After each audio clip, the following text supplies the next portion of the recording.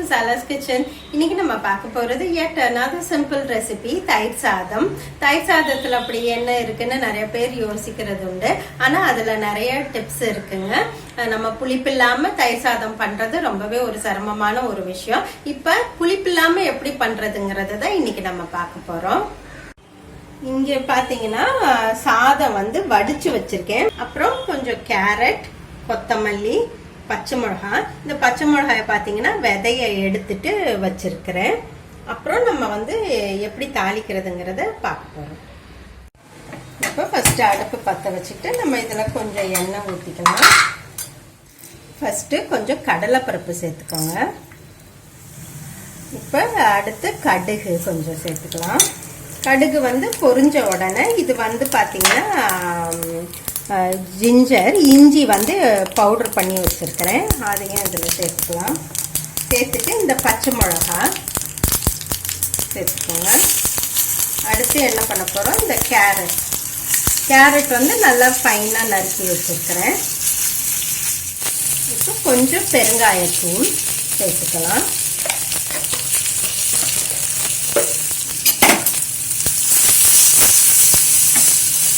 இப்போ என்னன்னா சும்மா ஒரு ஃபியூ செகண்ட்ஸ் வதக்கினா போதுங்க. வதக்கிட்டு இப்போ என்ன பண்ண போகிறோம், இதை எடுத்து இந்த சாதத்தில் கொட்ட போகிறோம். பாருங்க,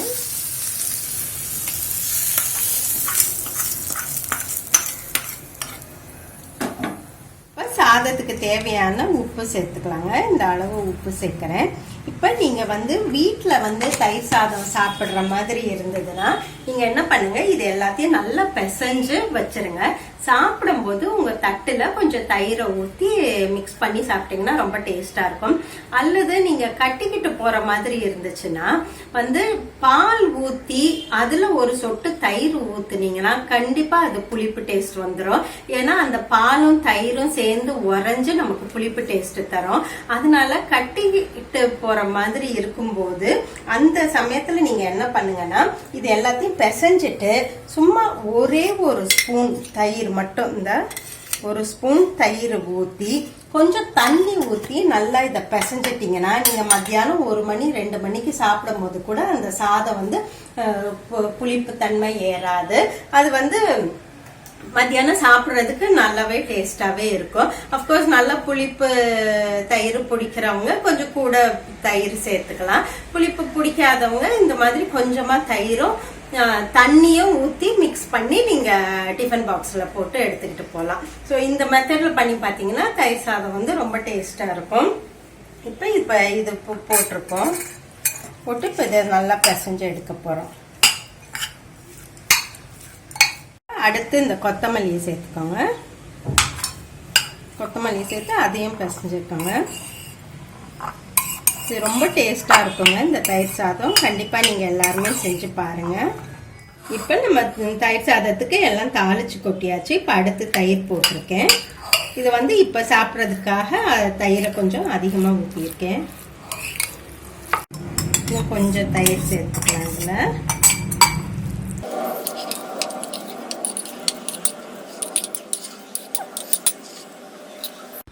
இப்போ நம்மளுடைய தயிர் சாதம் ரெடி ஆயிருச்சு. ஸோ இந்த சிம்பிளான ரெசிபியை நீங்களும் செஞ்சு பாருங்க.